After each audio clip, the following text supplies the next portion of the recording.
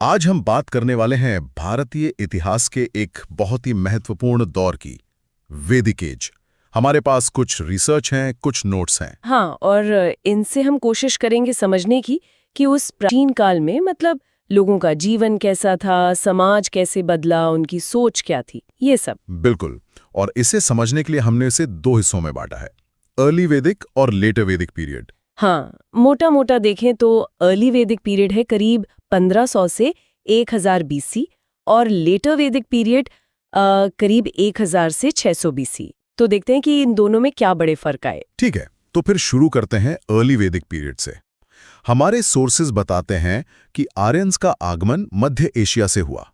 इसका कुछ सबूत भी है। हाँ, जैसे कि बोगस कोई इंस्क्रिप्शन है, उसमें इंद्र, वरुण जैसे देवताओं का नाम मिलता है जो वैदिक देवता हैं। तो ये एक कनेक्शन दिखाता है। अच्छा, और इसी समय वेदों की रचना शुरू हुई, खासकर ऋग्वेदा। बिल्कुल, ऋग्वेदा सबसे पुराना ग्रंथ माना जाता है और दिलचस्प बात यह है कि इसे श्रुति कहते हैं, मतलब सुना हुआ। सुना हुआ, लिखा हुआ नहीं। हाँ, मतलब पीढ़ी दर पीढ़ी सुनकर याद रखा गया। और इसे अपौरुषेय भी मानते हैं, यानी इंसानों ने नहीं बनाया, डिवाइन ओरिजिन दिया गया इसे। इसमें 10 मंडलाज हैं, सेक्शंस कह सकते हैं, जिनमें देवताओं की स्तुति है, हाइम्स, जिन्हें सूक्ताज कहते हैं। इंटरेस्टिंग। मैंने सुना है ऋग्वेदा में ही पुरुष सूक्ता है, जिससे वो 4 वर्णास की उत्पत्ति का सिद्धांत जुड़ा है, ब्राह्मण, क्षत्रिय। हाँ, 10वें मंडल में है पुरुष सूक्ता, उसमें ये वर्णन है। और प्रसिद्ध गायत्री मंत्र भी इसी में है, 3रे मंडल में। 9वां मंडल पूरा सोमा देवता को समर्पित है। तो ये जो वर्ण व्यवस्था थी, ये तब कैसी थी? क्या ये जन्म से तय होती थी? नहीं, यहीं पर अर्ली वैदिक पीरियड की खासियत है। तब ये व्यवस्था जन्म पर आधारित नहीं थी, बल्कि प्रोफेशन मतलब काम पर आधारित थी। फ्लेक्सिबिलिटी थी काफी। और महिलाओं की स्थिति? वो भी काफी बेहतर थी लेटर वैदिक के मुकाबले। महिलाएं सभा और समिति जैसी असेंबलीज में भाग ले सकती थीं, सोचिए। और विडो रीमैरिज की भी अनुमति थी, जिसे नियोगा कहते थे। अच्छा, और अर्थव्यवस्था? मुख्य रूप से पशुपालन। गाय बहुत महत्वपूर्ण थी, उसे अघन्या कहा गया है, मतलब जिसे मारा ना जाए। और गाविष्टि शब्द का मतलब ही होता था गायों के लिए संघर्ष या खोज। ठीक है, और राजनीतिक व्यवस्था? राजा वगैरह। राजा चुना जाता था? एक तरह से इलेक्टिव मोनार्की थी और उसकी मदद के लिए सभा, समिति, विधाता जैसी समितियां थीं। मतलब राजा निरंकुश नहीं था। और धर्म? आपने देवताओं का जिक्र किया था। हाँ, प्रकृति की पूजा थी, नेचुरलिस्टिक पॉलीथियज्म कह सकते हैं। इंद्र बहुत महत्वपूर्ण थे, उन्हें पुरंदरा यानी किलों को तोड़ने वाला कहा गया। फिर अग्नि, वरुण ये प्रमुख देवता थे, पर मूर्ति पूजा या मंदिर नहीं थे। हाँ, और इसी दौर में वो बैटल ऑफ 10 किंग्स मतलब 10 राज्य युद्ध का भी जिक्र आता है ना, परुष्णी नदी के किनारे। बिल्कुल, ये सब हमें एक ऐसी समाज की तस्वीर देते हैं जो ज्यादातर कबीलाए था, पशुपालक था और सामाजिक नियम उतने कठोर नहीं थे। ओके, तो ये था अर्ली वैदिक पीरियड। अब आते हैं लेटर वैदिक पीरियड पर, जो करीब 1000 से 600 बीसी तक चला। यहाँ बड़े बदलाव आए ना? हाँ, बहुत बड़े बदलाव। सबसे पहले तो भौगोलिक विस्तार हुआ। लोग पंजाब क्षेत्र से पूर्व की ओर, मतलब गंगा यमुना दोआब की तरफ बढ़े। और इसमें लोहे का बड़ा हाथ रहा होगा, आयरन का इस्तेमाल, जिसे शायद कृष्णा आयास या श्याम आयास कहा गया है। बिल्कुल सही। लोहे के औजारों से जंगल साफ करना आसान हुआ, खेती बढ़ी, तो जीवन शैली बदली, पशुपालन से कृषि की ओर, और इसका असर समाज पर पड़ा। कैसे? मतलब वर्णा व्यवस्था में क्या बदलाव आया? वर्णा व्यवस्था अब जन्म आधारित हो गई और बहुत कठोर, मतलब हेरिडिटरी एंड रिजिड। फ्लेक्सिबिलिटी खत्म हो गई। ब्राह्मणों का महत्व बहुत बढ़ गया क्योंकि यज्ञ और कर्मकांड बहुत जटिल हो गए। और महिलाओं की स्थिति आपने कहा था अर्ली वैदिक में बेहतर थी? हाँ, लेटर वैदिक में उसमें गिरावट आई। उनसे सभा और समिति में भाग लेने का अधिकार छीन लिया गया। इसी समय गोत्रा सिस्टम भी उभरा, मतलब एक ही पूर्वज से वंश परंपरा। इससे शादी ब्याह के नियम भी और जटिल हो गए। समाज ज्यादा स्ट्रक्चर्ड हो रहा था, पर साथ ही ज्यादा हायरार्किकल भी। बिल्कुल, और इसी दौर में वो जीवन के 4 आश्रम्स की बात आती है, ब्रह्मचर्या, गृहस्था, वनप्रस्था, संन्यासा। इसका जिक्र जाबाला उपनिषद में मिलता है। और वो 8 तरह की शादियों का वर्णन भी इसी समय का है, जैसे ब्रह्म विवाह, असुर विवाह। हाँ, असुर विवाह जिसमें कन्या को खरीदा जाता था और राक्षसा विवाह जिसमें अपहरण होता था, ये सब समाज की जटिलता दिखाते हैं। राजनीतिक तौर पर क्या बदला? छोटे कबीले जिन्हें जना कहते थे, वो मिलकर बड़े राज्य यानी जना पदास बनाने लगे। राजा की शक्ति बहुत बढ़ गई। वो अब चुना नहीं जाता था, वंशानुगत हो गया। और अपनी शक्ति दिखाने के लिए वो अश्वमेधा, राजसूय जैसे बड़े बड़े यज्ञ करने लगे। धर्म में भी बदलाव आए होंगे। हाँ, जाहिर है। अर्ली वैदिक के देवता जैसे इंद्र और अग्नि, उनका महत्व कम हो गया। उनकी जगह प्रजापति यानी क्रिएटर, रुद्र, जो बाद में शिवा बने, और विष्णु ज्यादा महत्वपूर्ण हो गए। और कर्मकांड, यज्ञ वगैरह? वो बहुत ज्यादा बढ़ गए, बहुत विस्तृत और खर्चीले हो गए। और मूर्ति पूजा की भी शुरुआत इसी दौर में मानी जाती है। इसी दौर में बाकी के 3 वेद भी आए, सामवेद, यजुर्वेद, अथर्ववेद। हाँ, सामावेदा जिसमें गाने वाले मंत्र हैं, चांस, जिसे भारतीय संगीत का स्रोत भी मानते हैं। यजुर्वेदा में यज्ञ के रिचुअल्स हैं और अथर्ववेदा में जादू टोना, बीमारियों के इलाज वगैरह के मंत्र हैं। और उपनिषद्स, वो तो बहुत महत्वपूर्ण है। बिल्कुल, ये लेटर वैदिक पीरियड के अंत तक सामने आए। इनमें यज्ञ और कर्मकांड की जगह फिलॉसफिकल आइडियाज पे जोर था। आत्मा क्या है, ब्रह्मा क्या है, कर्म, मोक्ष, इन सब पर गहरा चिंतन। सत्यमेव जयते जैसा विचार। हाँ, वो मुंडका उपनिषद से लिया गया है और महाउपनिषद से वसुधैव कुटुंबकम यानी सारी दुनिया एक परिवार है, ये विचार भी यहीं से निकले। तो अगर हम समराइज करें तो वैदिक एज में हमने एक बड़ा सफर देखा। हाँ, एक कबीलाई पैस्टरल कम्युनिटी से एक व्यवस्थित एग्रीकल्चरिस्ट समाज की तरफ, जहाँ सामाजिक संरचना ज्यादा जटिल होती गई। अर्ली वैदिक की जो रिलेटिव फ्लेक्सिबिलिटी थी, वो लेटर वैदिक आते आते रिजिडिटी में बदल गई, खासकर वर्णा व्यवस्था और महिलाओं की स्थिति में। बिल्कुल। तो आज हम निकल रहे हैं एक सफर पर, प्राचीन भारत की 2 महत्वपूर्ण परंपराओं की गहराइयों में, जैनिज्म और बुद्धिज्म। हमारे पास जो नोट्स और रिसर्च है, उससे हम इनके कोर आइडियाज समझने की कोशिश करेंगे। Okay, let's unpack this. देखते हैं ये परंपराएं कैसे शुरू हुई, इनके मुख्य सिद्धांत क्या थे, कौन इंपॉर्टेंट फिगर्स थे, और ये वैदिक परंपरा से अलग हेटेरोडॉक्स क्यों मानी जाती हैं। शुरू करते उस दौर से, क्या माहौल था उस समय, मतलब किन हालातों में ये विचार पनपे। देखिए, वो एक बदलाव का दौर था, 6th सेंचुरी BC के आसपास। उस वक्त जो ब्राह्मणिकल डोमिनेंस था, या फिर जो बहुत कॉम्प्लेक्स रिचुअल्स थे, और खास करके वर्णा व्यवस्था, उससे लोग थोड़े कह सकते हैं असंतुष्ट थे। अच्छा, मतलब एक तरह का रिएक्शन था ये सर। हाँ, एक तरह से। और साथ ही एग्रीकल्चरल इकोनॉमी बढ़ रही थी, मतलब लोहे का इस्तेमाल खेती में, ट्रेड बढ़ रहा था, नए शहर बन रहे थे, पंचमार्क्ड कॉइन्स भी आ गए थे। लेकिन जो वैदिक यज्ञ में पशु बलि होती थी, हाँ, वो एग्रीकल्चर के लिए ठीक नहीं थी, है ना। पशु तो जरूरी थे खेती के लिए। बिल्कुल। और वैश्य कम्युनिटी यानी ट्रेडर्स और किसान, उनका प्रभाव भी बढ़ रहा था। तो एक नया सोशल स्ट्रक्चर डेवलप हो रहा था। इसी माहौल में जैनिज्म और बुद्धिज्म आए। तो इन दोनों ने वर्णा सिस्टम को चैलेंज किया। हाँ, सीधे तौर पे नहीं तो इनडायरेक्टली जरूर। दोनों ने अहिंसा यानी नॉन वायलेंस पर बहुत जोर दिया, जो पशु बलि के खिलाफ था। और दोनों ने वेदास की अथॉरिटी को भी पूरी तरह नहीं माना, इसीलिए हेटेरोडॉक्स कहलाए। राइट। हालांकि ये भी ध्यान रखना जरूरी है कि जैनिज्म में डिवाइन फिगर्स को माना गया, जो बुद्धिज्म में नहीं था उस तरह से। एक और कंटेम्प्रेरी सेक्ट था अजीविका। उसके फाउंडर मकाली गोसाला थे, जो एक्सट्रीम फेटलिज्म यानी नियति में विश्वास रखते थे। सब कुछ पहले से तय है, ऐसा। वाह, काफी अलग अलग विचारधाराएं थी उस समय। तो पहले जैनिज्म को देखते हैं। इसमें तीर्थंकर्स का कॉन्सेप्ट है ना। हाँ, तीर्थंकर्स मतलब फॉर्ड मेकर्स या ग्रेट टीचर्स, जो लोगों को संसार से पार उतारते हैं। कहा जाता है कुल 24 हुए। 24। कौन कौन इंपॉर्टेंट माने जाते हैं? सोर्सेस के हिसाब से पहले थे ऋषभदेव, अयोध्या से थे, और उनका सिंबल बेल बुल था। फिर 23rd तीर्थंकर थे पार्श्वनाथ, वाराणसी से, उनका सिंबल सर्पा सर्पेंट। और सबसे ज्यादा जिनका जिक्र होता है वो है 24th तीर्थंकर वर्धमान महावीर। उनका सिंबल शेर है, lion. Okay, Mahavir. Let's focus on Vardhaman Mahavir. उनके बारे में थोड़ा और बताइए।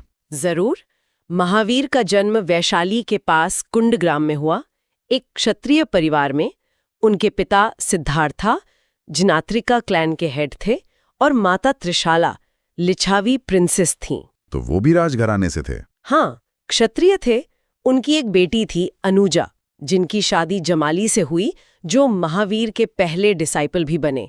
महावीर ने 30 साल की उम्र में घर छोड़ा, सच की तलाश में। 30 साल में? अच्छा, फिर उन्होंने लगभग 12 साल तक कठिन तपस्या की और 42 साल की उम्र में उन्हें कावल्या प्राप्त हुआ। कावल्या मतलब परफेक्ट नॉलेज या एनलाइटमेंट। कहाँ प्राप्त हुआ यह ज्ञान? ये झ्रिम्बिक रामा के पास ऋजुपालिका नदी के किनारे एक साल के पेड़ के नीचे हुआ था। उनका पहला सर्मन पावा में हुआ और उनकी डेथ 72 साल की उम्र में पावापुरी बिहार में हुई, जिसे निर्वाणा कहते हैं जैनिज्म में। और जैन फिलॉसफी के कोर आइडियाज क्या हैं? वो त्रिरत्नाज और पंचव्रता के बारे में सुना है। हाँ बिल्कुल, जैन दर्शन का जो कोर है वो त्रिरत्नाज या 3 जूल्स पर बेस्ड है।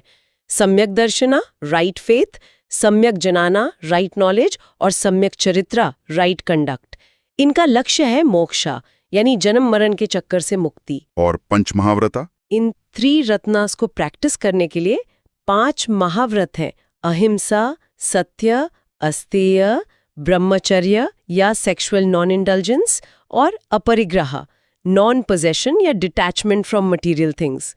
इसमें अहिंसा सबसे ऊपर है, बिल्कुल किसी भी जीव को कष्ट न देना। काफी स्ट्रिक्ट डिसिप्लिन है। और सोर्सेज में जैनिज्म की डिवीजन का भी जिक्र है, वो दिगंबरा और श्वेतांबरा। हाँ, ये एक बहुत ही फैसिनेटिंग पार्ट है।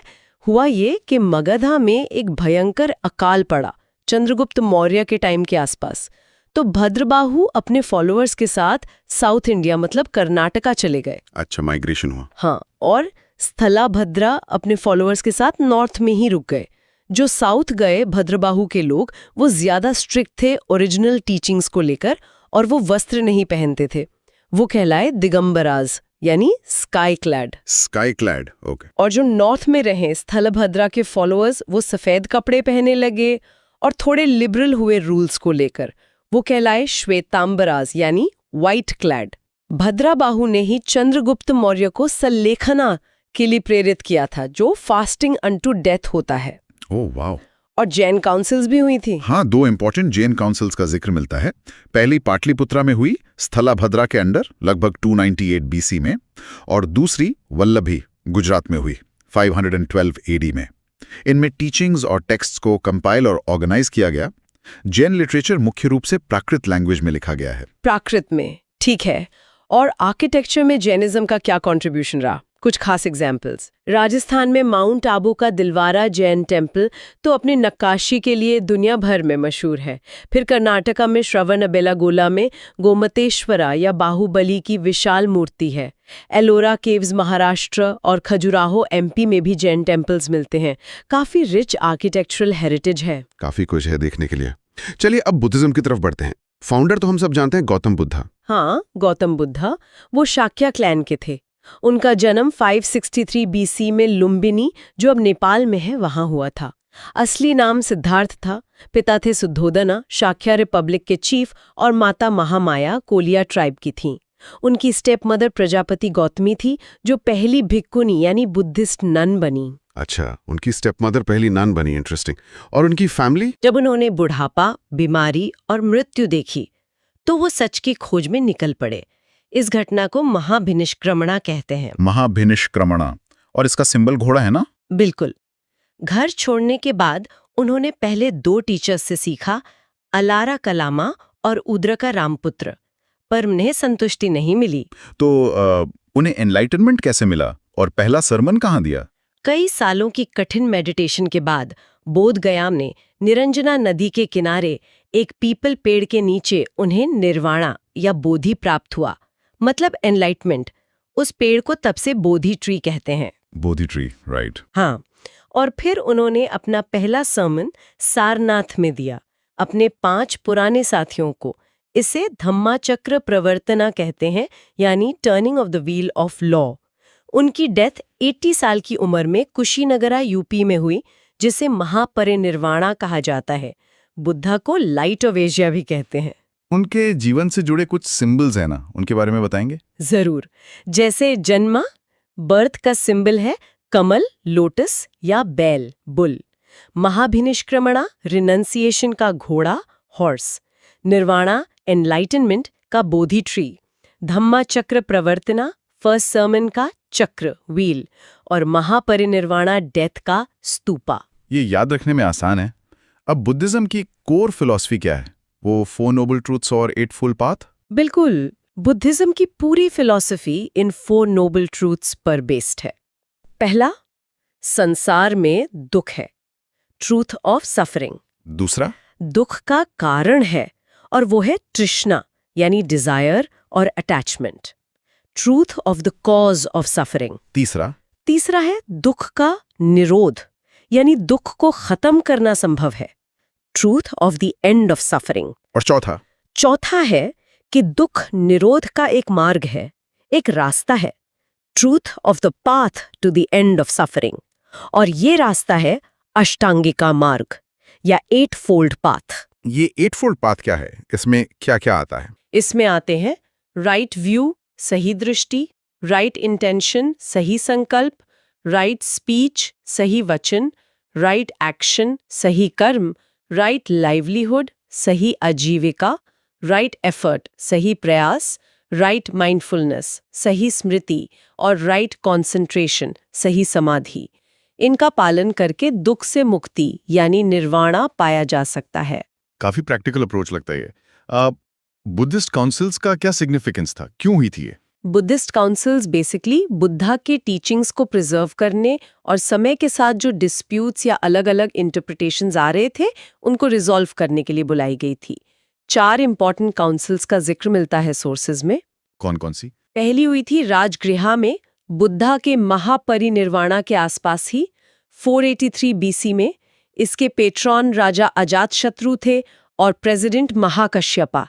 इसी में सुत्ता पिटका बुद्धा के सर्मन्स और विनय पिटका मोनास्टिक रूल्स कंपाइल किए गए। अच्छा, पहली में टेक्स्ट कंपाइल हुए। हाँ, दूसरी हुई वैशाली में लगभग 100 साल बाद 383 बीसी। पेट्रॉन थे राजा कलाशोका। इसमें डिसिप्लिन के कुछ मुद्दों पर डिस्कशन हुआ। तीसरी हुई पाटलिपुत्र में 250 बीसी के आसपास जब अशोका राजा थे। इसके प्रेसिडेंट मोगालीपुत्त तिस्सा थे। यहाँ अभिधम्म पिटका फिलॉसफी कंपाइल हुआ अशोका के टाइम पर, राइट। और चौथी हुई कश्मीर में कुंदलवना में लगभग 72 एडी में। इसके पेट्रॉन थे राजा कनिष्का और प्रेसिडेंट वसुमित्रा। यहाँ एक बड़ा स्प्लिट हुआ। बुद्धिज्म 2 सेक्ट में डिवाइड हो गया, हीनायाना और महायाना। हीनायाना और महायाना, ये तो बहुत सुना है। इनमें मेन डिफरेंस क्या है? अगर हम इसे बिगर पिक्चर में देखें तो हीनयाना, जिसका मतलब है लेसर व्हीकल, वो बुद्धा की ओरिजिनल टीचिंग्स पर ज्यादा फोकस करता है।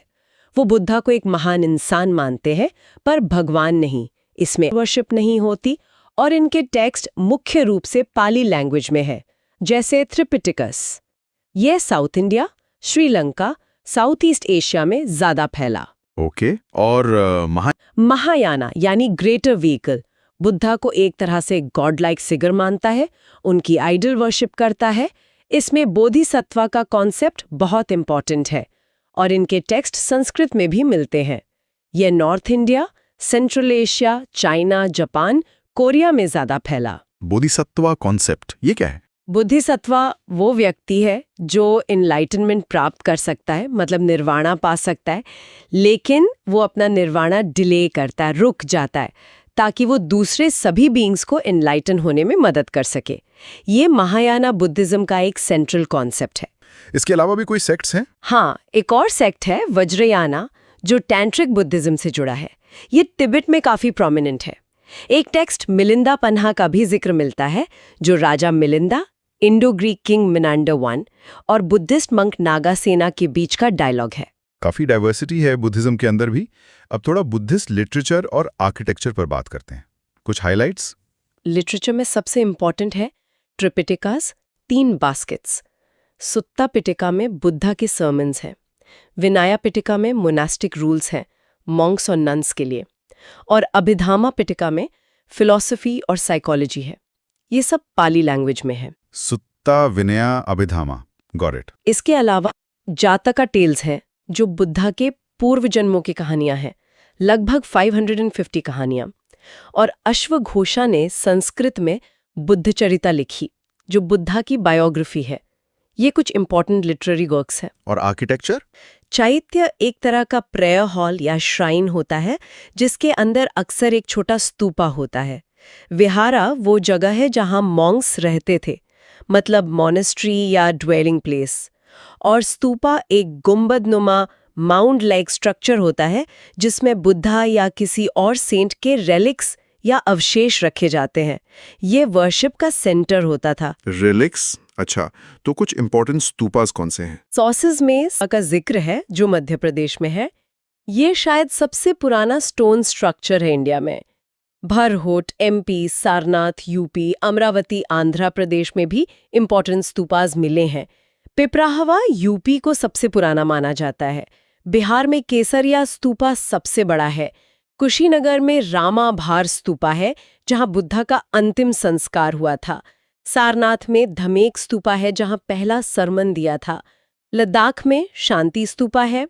और इंडिया के बाहर इंडोनेशिया में बोरोबुदुर स्तूपा है, जो दुनिया का सबसे बड़ा बुद्धिस्ट मॉन्यूमेंट है। सांची स्तूपा के बारे में कुछ खास बात आपने कहा, सबसे पुराना स्टोन स्ट्रक्चर। इसे ओरिजिनली अशोका ने 3rd सेंचुरी बीसी में बनवाया था, ईंटों से। बाद में शुंगा डायनेस्टी के टाइम इसको बड़ा करके सैंडस्टोन से कवर किया गया। इसके 4 खूबसूरत टोरनाज यानी गेटवेज हैं, जो चारों दिशाओं को रिप्रेजेंट करते हैं। इसके अलग अलग पार्ट्स के नाम हैं: अंडा, जो हेमिस्फेरिकल डोम है; हार्मिका, डोम के ऊपर square railing; chhatra, umbrella structure; torana, gateway; medhi, terrace; vedika, railing; और प्रदक्षिणा पथा, जिस पर डिवोटीज चक्कर लगाते हैं। काफी डिटेल्स